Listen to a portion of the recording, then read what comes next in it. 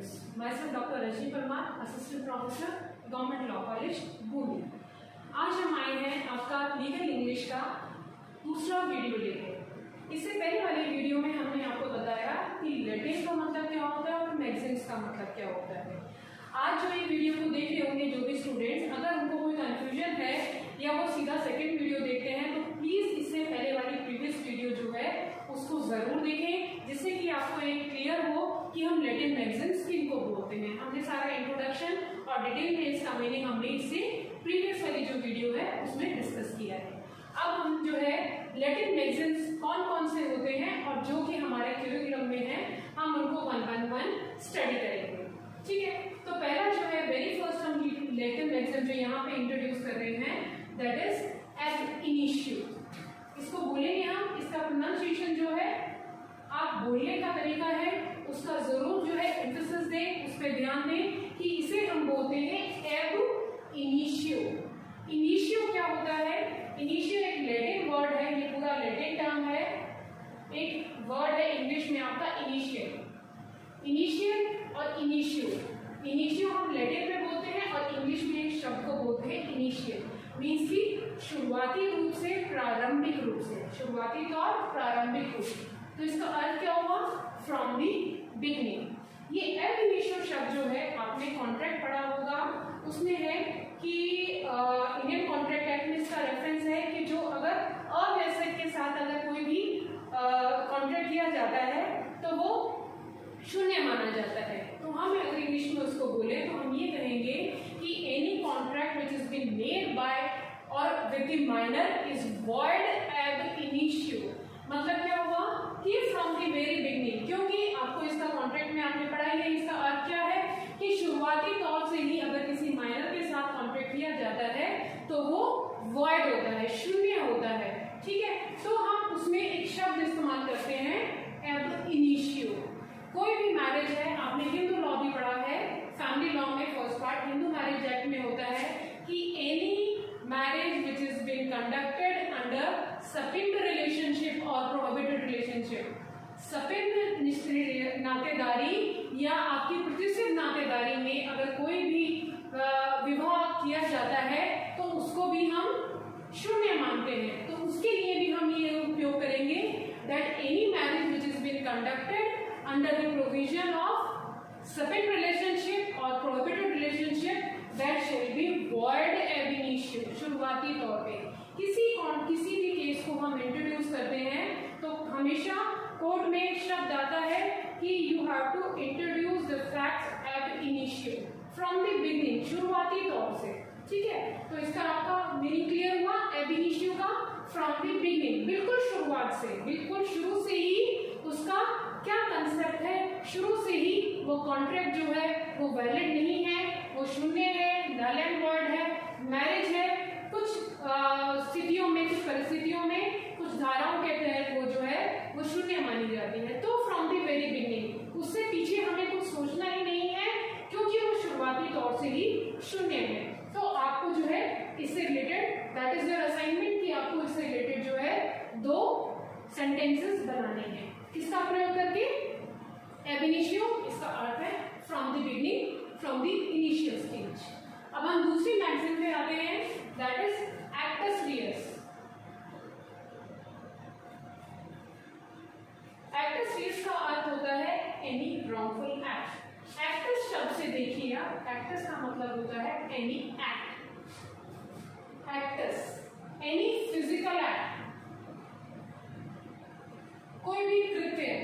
Acts, act तो सुना ही है आपने, एक्ट होता है कुछ भी कृत्य करना। ठीक है, तो उसी वर्ड से बनता है आपका एक्टस, एक्टस से एक्ट बना है एक्टस रियस, जिसका अर्थ है रॉन्गफुल एक्ट और फिजिकल एक्ट। ये आप आईपीसी में पढ़ते हैं, आईपीसी में आता है any act which is done with a guilt mind is punishable, है ना।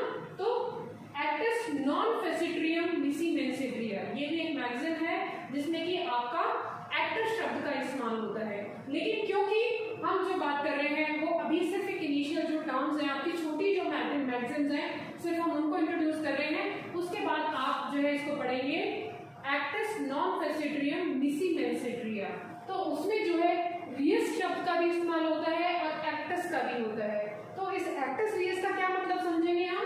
इसका मतलब होता है कोई भी व्यक्तिगत रूप से कृत्य किया गया है, फिजिकल एक्ट किया गया है, तो उस कृत्य को हम लैटिन मैक्सिम्स में या लैटिन टर्म में एक्टस रियस बोलते हैं। ठीक है, तो ये जो है शब्द आपके फिजिकल एक्ट कोई भी किया गया है, ये शब्द का प्रयोग होता है आपके आईपीसी में होता है, इंडियन पिनल कोड में होता है। अब उसके बेसिस पे कंसेप्ट आपको अगर कहीं पे भी समझने में इसमें दिक्कत आती है, गो थ्रू दैट सब्जेक्ट, उस सब्जेक्ट में आपको ये मैगजीन मिलेगी और आपको अर्थ जो है उसका और क्लियर हो जाएगा, क्योंकि हमने बताया कि आईपीसी की शुरुआत में ही उसका प्रिंसिपल है दैट इज एक्टस नॉन फेसिट्रियम डिसीमेंसेट्रिया। हम उसको आगे बढ़ेंगे उस मैगजीन को। अभी आप एक्टस रियस का जो है मीनिंग क्लियर कर लीजिए दिमाग में, जिसका अर्थ होता है एनी रॉन्गफुल एक्ट और फिजिकल एक्ट। ठीक है, नेक्स्ट मैगजीन पे आते हैं। नेक्स्ट मैगजीन है एड लिटम। लिटम लिटिगेशन शब्द सुना होगा आपने, पब्लिक इंटरेस्ट लिटिगेशंस बोलते हैं, लिटिगेशंस।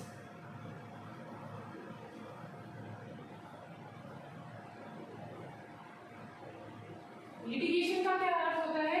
वाद। ठीक है, जिसको कि हम सूट भी बोलते हैं, केस भी बोलते हैं। ठीक है ना, तो डिफरेंट वर्ड्स इस्तेमाल होते हैं। लिटम वर्ड से डिराइव होता है लिटिगेशन। लिटिगेशन का अर्थ होता है suit, for the suit. Ad litem का अर्थ होता है फॉर दैट पर्टिकुलर सूट। जैसे कि आप इसमें हिंदू लॉ में पढ़ते हैं, गार्जियनशिप एक्ट पढ़ा होगा आपने, संरक्षक के जो है उससे रिलेटेड प्रोविजंस पढ़ी हैं। उसमें है आपका कि guardian can be appointed by the court ad litem, कि आपको पर्टिकुलर वाद के लिए भी कोई रिप्रेजेंटेटिव चाहिए। अगर कोई गार्जियन किसी का कोई माइनर है, उसको गार्जियन अपॉइंट कराना है, या उसका कोई माइनर तो वाद ला ही नहीं सकता है, तो किसके बिहाफ पे लाएगा? गार्जियन के बिहाफ पे लाएगा। तो कोई जो कोर्ट है उस जुरिस्डिक्शन का वो क्या करेगा? वो उस पर्टिकुलर सूट के लिए गार्जियन अपॉइंट कर देगा। तो हम उसको क्या कहेंगे? A guardian is been appointed ad litem, मतलब कि वो गार्जियनशिप उसकी केवल और केवल उस पर्टिकुलर उस वाद के लिए रहेगी, उस सूट के लिए रहेगी। उसके बाद उसकी गार्जियनशिप उस माइनर के ऊपर से खत्म हो जाएगी। तो ये एड लिटम शब्द जो है means for a particular litigation. कोई भी प्रिंसिपल अप्लाई होता है, या जैसे हमने गार्जियनशिप का एग्जांपल दिया, तो उसमें क्या होता है? केवल और केवल अभी वो उसी सूट के ऊपर अप्लाई होता है, उसी केस में होता है, तो वहां पे हम शब्द का प्रयोग करते हैं एड लिटम। इन मैगजीन्स का प्रयोग क्या होता है कि जहां पे आप कोर्ट में फाइलिंग करते हैं, ठीक है, तो उनमें इन शब्दों का इस्तेमाल होता ही है। ठीक है, आप इन शब्दों को आप for this suit, wrongful act English में ना बोल के, मीन्स इसका क्या हुआ कि this is been done, it is a principle, ये मैक्सिम है, इसको आप नहीं बदल सकते। तो जहां आप मैक्सिम का प्रयोग करते हैं वहां कोर्ट बाउंड हो जाता है आपकी बात को समझने के लिए, या आप बाउंड हो जाते हैं उस कम्युनिकेशन में कि ये एक मैक्सिम है, या फिर एक ये ऐसा जो है जो डायरेक्शंस है कोर्ट की तरफ से, ऑर्डर्स हैं, जिसको कि हम बदल नहीं सकते अगर इन मैगजीन्स का प्रयोग होता है तो। ठीक है, आगे आते हैं ऑडियो अल्ट्रम पार्ट। ऑडियो शब्द आपने सुना होगा, ऑडियो है ना। ऑडियो शब्द कहां से डिराइव होता है? आपका ऑडियो शब्द से। ऑडियो मतलब कुछ भी सुनना, ऑडियो सुनने वाली चीज जो है, audio word is been derived from audio. आप जो है, क्योंकि ये शब्द जो है एक शब्द से दूसरे शब्द बनते हैं, जैसे कि आपने ऑडिटोरियम सुना होगा, जहाँ पे बैठ के आप किसी को सुनते हैं, कुछ देखते हैं, एज एन ऑडियंस। ऑडियंस है, ऑडिटोरियम है, ऑडियो है, ये सारे शब्द कहाँ से डिराइव होते हैं? ऑडी से डिराइव होते हैं, AUDI, ऑडी। ऑडी का अर्थ क्या हुआ? कुछ सुनने वाली बात है, कुछ सुनना है। Alterum means alternative, other thing, alternate. आप समझते हैं ना कि ऑल्टर मीन्स इसका क्या, और ऑल्टरेशन है, कोई ऑल्टरनेटिव है, कोई अन्य। ऑल्टर का मतलब होता है इसके अलावा। ठीक है, पार्टम होता है पार्टी, पार्टम का अर्थ क्या हुआ यहाँ पे? पार्टी। अल्ट्रम का अदर, अन्य।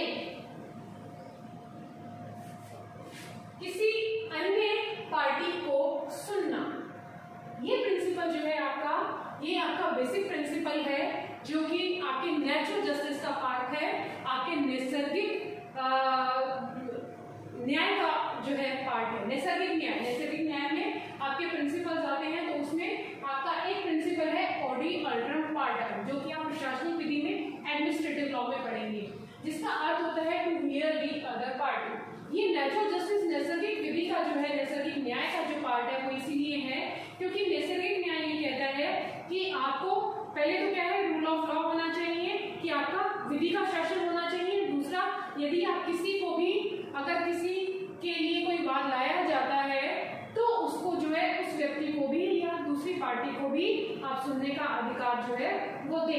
ये एक तरीके का अधिकार है ऑडी अल्टरम पार्टम, और एक ये रूल भी है जो कि कोर्ट में अप्लाई होता है for the fair procedure.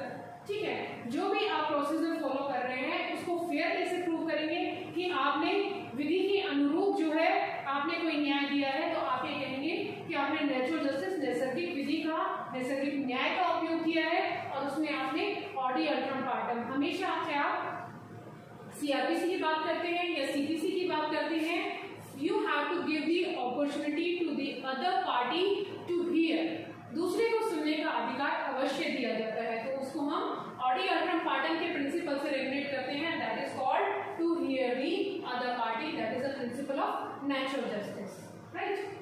Now will come to another maxim, that is alibi. इसको बोलेंगे एलिबाई, एलिबी नहीं बोलेंगे, एलिबाई। प्लीज आप इस चीज पे जरूर एम्फेसिस दें कि जो ये मैक्सिम्स हैं इनको प्रोनाउंस कैसे किया जाता है, बोला कैसे जाता है, ठीक है ना।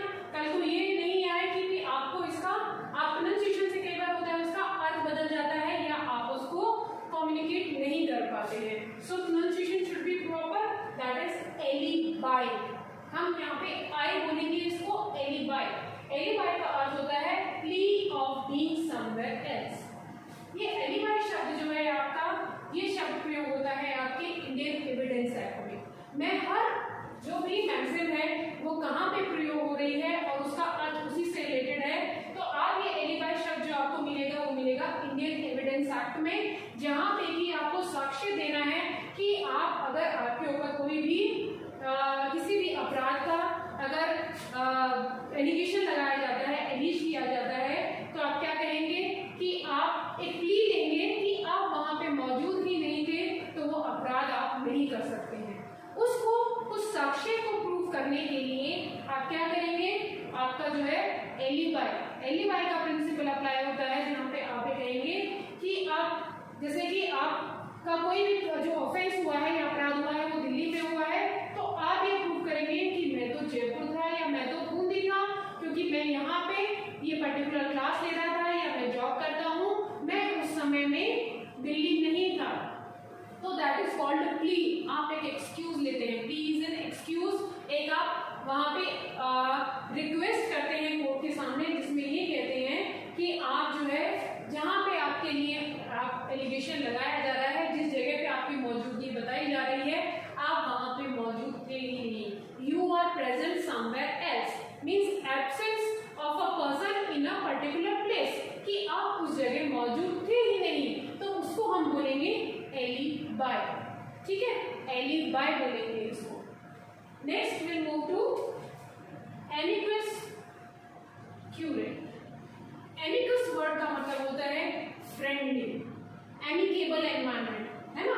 आप जो है एमिकस वर्ड जो है इससे डिराइव होता है एमिकेबल, एमिकेबल बोलते हैं फ्रेंडली एनवायरनमेंट, जिसमें कि आप सर्वाइव कर सकते हैं। The things are amicable to you, environment is amicable, the college environment is amicable. तो एमिकेबल क्या होता है, फ्रेंडली एनवायरनमेंट है, कंजीनियल एनवायरनमेंट है, जहाँ पे कि आप सर्वाइव कर सकते हैं। तो एमिकस होता है फ्रेंडली, क्यूरे का मतलब होता है कोर्ट।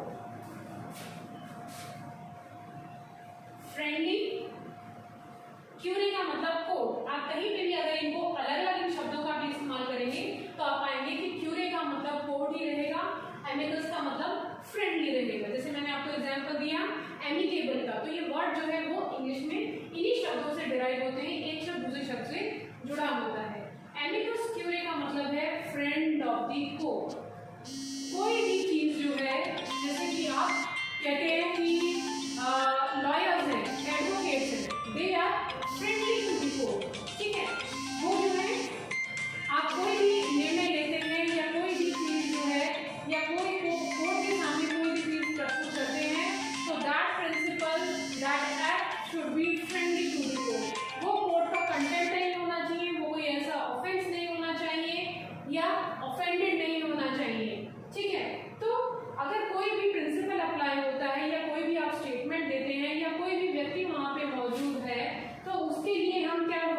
करते हैं that thing is friend of the court, that principle is friend of the court, मतलब वो प्रिंसिपल कोर्ट के अगेंस्ट नहीं जा सकता है, या कोई भी प्रोसीडिंग जो है एडवोकेट्स की या कोर्ट ऑफिसर्स की, वो प्रोसीडिंग जो है कोर्ट के विरुद्ध नहीं जा सकती है। तो हम उन चीजों के लिए एक शब्द इस्तेमाल करते हैं एमिकस क्यूरे। नेक्स्ट वर्ड आता है आपका कैवेट एम्प्टर। कैवेट एम्प्टर है ना। कैवेट एम्प्टर जो होता है, ये शब्द आपका इस्तेमाल होता है कंज्यूमर प्रोटेक्शन एक्ट में, जहां पे कि इसका अर्थ होता है लेट दी बायर और परचेजर बीवेयर। इसका अर्थ है कि आपको जो है जब आपको ये कंज्यूमर प्रोटेक्शन एक्ट पढ़ाया जाएगा, जो कि टॉर्ट का एक पार्ट है, एक यूनिट है आपका लॉ ऑफ टॉर्ट्स का, उसमें कहा जाता है कि आप एक कंज्यूमर, एज ए कंज्यूमर की ये चीज आप जानते होंगे कि आपको लिखकर बताया जाता है कि बायर और purchaser should be beware while purchasing anything. तो आपको खुद जो है उन चीजों को अवेयर होना चाहिए, ठीक है। ये आपके लिए एक डायरेक्शन है कंज्यूमर प्रोटेक्शन एक्ट की तरफ से कि आप ये कहें कि आपने कोई चीज परचेज की है तो उसमें ये कमी है, आपको खुद भी कॉन्शियस होना चाहिए था कि आप उसको देखभाल के खरीदे, उस चीज का बिल लें, आप कोई ऑथेंटिक चीज खरीदे, कोई नकली चीज नहीं हो, कोई डुप्लीकेट चीज नहीं हो, पैकिंग उसका खुला नहीं हो। Various directions are there. So उन डायरेक्शंस के लिए आप कहते हैं कि कंज्यूमर, अ परचेजर और अ बायर, जो व्यक्ति उसको खरीद रहा है उसके की आप क्या ड्यूटी है कि वो खुद भी इस चीज के लिए अवेयर रहे कि उसने जो प्रोडक्ट खरीदा है वो प्रॉपर पैकिंग में है, वो कोई कॉपी नहीं है, डुप्लीकेट नहीं है, नकली नहीं है, या कोई भी उसमें अडल्ट्रेटेड कोई चीज नहीं है, ठीक है। तो उस प्रिंसिपल के लिए वर्ड यूज होता है आपका कैवेट एम्प्टर। ये आप कंज्यूमर प्रोटेक्शन एक्ट में पढ़ेंगे। That is a principle and that is a cardinal principle of consumer protection act. Consumer protection में ये प्रिंसिपल जो है वो बहुत ही उसमें यूज होता है कि आप जो है आप एज ए कंज्यूमर आप कोर्ट में केस फाइल कर सकते हैं, परंतु आपके भी कुछ जो है कर्तव्य बनते हैं कि आप कोई भी वस्तु अगर परचेज करते हैं, कोई भी चीज परचेज करते हैं, तो आपकी कितनी अवेयरनेस है। तो वो जो जज किया जाता है वो चीज आपकी बियॉन्ड अवेयरनेस की जाती है कि आप तो अवेयर थे, उसके बावजूद भी आपके साथ जो है वो गलत चीज आपको दी गई, या फिर आपको जो है जो सेलर था उसने आपको जो है सही चीज नहीं प्रस्तुत करी, ठीक है। देखा कुछ और था, दिखाया कुछ और, आपने खरीदा कुछ और, उसने पैकिंग कुछ और किया। उन सिचुएशंस में एज अ कंज्यूमर आप कोर्ट में केस फाइल कर सकते हैं, लेकिन कहीं ना कहीं ये जरूर देखा जाएगा, because it's a cardinal principle, कि आप खरीदते समय कितने अवेयर थे, आपने उसका बिल लिया या आपने चीज देखभाल के ली, या उसको उसकी फिजिकल प्रॉपर्टीज को या एक्सपायरी डेट को आपने अच्छे से देखा या नहीं देखा। तो इसके लिए हम प्रिंसिपल बोलते हैं कैवेट emptor. Yes, so this is for today, and rest of the we'll continue in the next video. We'll continue with the rest of the Latin maxims. Thank you so much. Bye. We'll meet in the next video. Thank you.